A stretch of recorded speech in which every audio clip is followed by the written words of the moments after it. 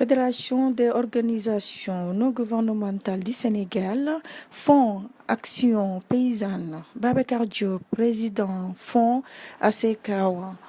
Reportage Bamaïmouna, Salon de l'agriculture internationale. Il ne partira que chez le guérisseur et c'est en seconde consultation qu'il va maintenant chez le médecin.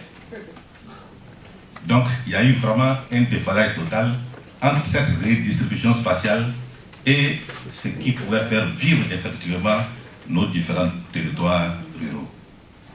En 2012, nous avons essayé de changer la donne. Alors, et donner à tous ses collaborateurs, qui est en réalité de créer de la richesse partagée à l'ensemble des acteurs du monde rural à partir d'une agriculture moderne, fortement centrée sur les petits agriculteurs. En clair, l'agriculture, c'est une agriculture qui doit permettre de créer une plus grande valeur ajoutée. Et que cette valeur ajoutée-là... Très bien, merci beaucoup encore de nous accorder ces quelques minutes. Donc, comme je vous le disais, est-ce que vous pourriez revenir en quelques phrases sur les problématiques auxquelles vous avez dû faire face au sein de votre village? Merci.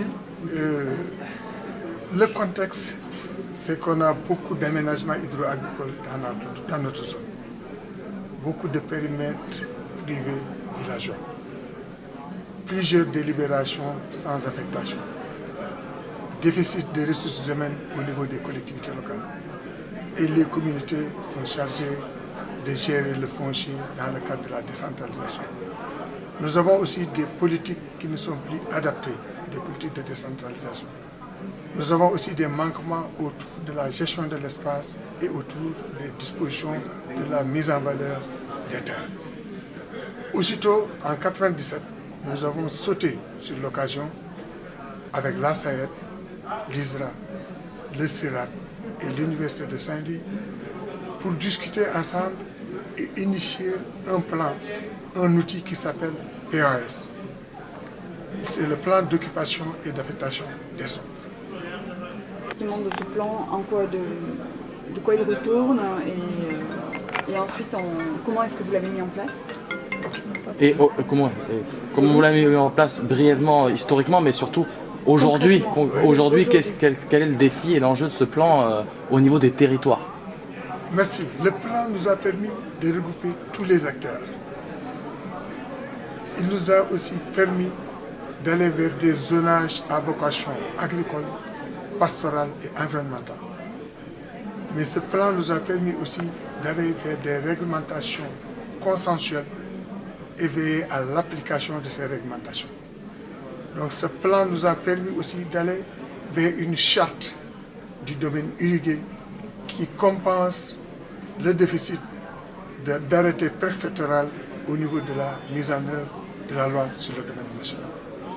Ce plan a été ce sont des cartographies, mais les règlements ont été traduits en langue locale pour permettre à ces populations locales de s'approprier de ces réglementations. Et le plan a révolutionné les manquements au niveau de la gestion du foncier. Par exemple, nous avons déterminé les zones, nous avons fait de sorte que les acteurs discutent d'une même voie et nous avons travaillé vers l'application de ces plans avec ces acteurs concernés. Le comité de pilotage du plan dans chaque zone. Et il y a la somme de ces comités au niveau de la collectivité locale qui s'adonne à la coordination de ces comités. Et nos actions de terrain tournent autour des activités agro-silvo-pastorales. Le plan a pu conscientiser et motiver les acteurs pour qu'ils soient ensemble dans le cadre de la gestion rationnelle du foncier. Le plan a contribué aux plans locaux de développement des collectivités locales. Le plan aussi a été cité comme référence dans le cadre de la réforme nationale du foncier qui est initiée par le président de la République. Le plan aussi a fait l'objet d'une extension au niveau des autres collectivités locales. Et en dernier lieu, le plan a pu regrouper les acteurs en comité de gestion pour essayer aussi de matérialiser et d'exercer les réglementations qui ont été destinées pour l'avenir de la collectivité dans le cadre de la gestion de l'espace. Alors, est-ce que vous avez pu aussi observer des changements pour la vie des paysans, des ruraux, des jeunes? Est-ce qu'il y a davantage de jeunes qui se tournent vers l'agriculture peut-être ou qui restent au village? Exactement, nous avons pu freiner une bonne partie de l'exode rural.